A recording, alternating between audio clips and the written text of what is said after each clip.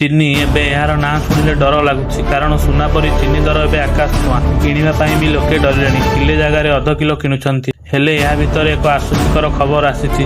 ଚିନି ଆମଦାନୀକୁ ଅନୁମତି ଦେବା ଏବଂ ମହଜୁଦକାରୀ ଓ କଳାବଜାରୀ ଉପରେ କଡ଼ା ନଜର ରଖିବା ଉପରେ ଚୀନର ଏକ୍ସ ମିଲ୍ ଦାମ 18% ହ୍ରାସ ପାଇ କିଲୋ ପ୍ରତି 55 ଟଙ୍କାରେ ପହଞ୍ଚିଛି।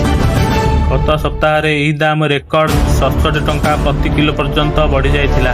ଖାଦ୍ୟ ସଚିବ ସନ୍ଦୀପ ଚୋପ୍ରା କହିଛନ୍ତି ଯେ ଚିନି ଦାମରେ ନିକଟରେ ଦେଖାଯାଇଥିବା ବୃଦ୍ଧି ବଜାରରେ ପ୍ରକୃତ ଅଭାବ ଯୋଗୁଁ ହୋଇନଥିଲା। ସରକାରଙ୍କ ଅନୁସାରେ ଦେଶରେ ପର୍ଯ୍ୟାପ୍ତ ପରିମାଣରେ ଚିନି ମହଜୁଦ ରହିଛି।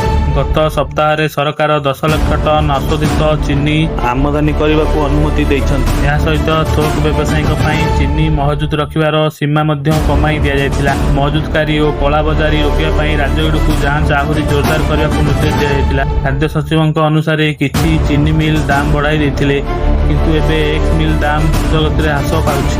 ଦେଶବ୍ୟାପୀ ମହଜୁଦକାରୀ ଯାଞ୍ଚ ପାଇଁ ଫ୍ଲାଇଂ ସ୍କ୍ୱାଡ୍ ମଧ୍ୟ ନିୟୋଜିତ କରାଯାଇଛି। National federation of cooperative sugar ଫ୍ୟାକ୍ଟରିର ସୂଚନା ଅନୁସାରେ ବର୍ତ୍ତମାନ କୌଣସି ରାଜ୍ୟରେ ମଧ୍ୟ ଏକ୍ସ ମିଲ୍ ଚିନିର ଦାମ କିଲୋ ପ୍ରତି 55 ଟଙ୍କାରୁ ଅଧିକ ନାହିଁ। ଆଗାମୀ ଦିନରେ ଏହି ଦାମ ଆହୁରି କମିବାର ଆଶା ରହିଛି। ବର୍ତ୍ତମାନ ଏକ୍ସ ମିଲ୍ ଦାମ ହ୍ରାସରେ ସମ୍ପୂର୍ଣ୍ଣ ଲାଭ ସାଧାରଣ ଗ୍ରାହକଙ୍କ ପାଖରେ ପହଞ୍ଚି ନାହିଁ।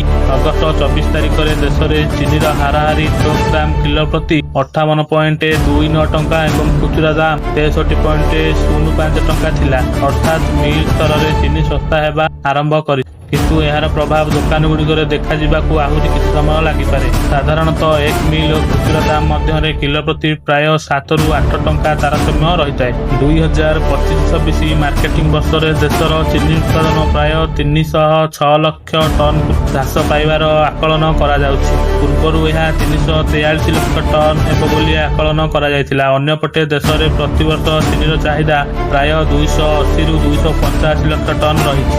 ଏହା ସତ୍ତ୍ୱେ ସରକାର କହିଛନ୍ତି ଯେ ନିକଟରେ ଚିନି ଦାମ ବଢ଼ିବାକୁ କେବଳ ଉତ୍ପାଦନ ହ୍ରାସ ସହ ଯୋଡ଼ି ଦେଖାଯାଇପାରିବ ନାହିଁ। ମହଜୁଦକାରୀ ଏବଂ ଦାମ ବଢ଼ାଇବା ପାଇଁ ହୋଇଥିବା ଉଦ୍ୟମ ବିରୋଧରେ ସରକାରଙ୍କ କାର୍ଯ୍ୟାନୁଷ୍ଠାନକୁ ମଧ୍ୟ ଏହାର ଏକ କାରଣ ବୋଲି କୁହାଯାଇଛି। ଅର୍ଥାତ୍ ସ୍ପଷ୍ଟ ଯେ ସରକାରଙ୍କ ଚିନି ଆମଦାନୀ ଅନୁମତି ଏବଂ ମହଜୁଦକାରୀ ଉପରେ କଡ଼ା ପଦକ୍ଷେପ ପରେ ଥୋକ ବଜାରରେ ଚିନି ଦାମ ତଳକୁ ଖସିବା ଆରମ୍ଭ କରିଛି। ଏବେ ସମସ୍ତଙ୍କ ନଜର ଏହା ଉପରେ ଯେ ଏହି ଶସ୍ତା ଚିନିର ଲାଭ ସାଧାରଣ ଲୋକଙ୍କ ରୋଷେଇ ଘରେ କେବେ ପହଞ୍ଚିବ।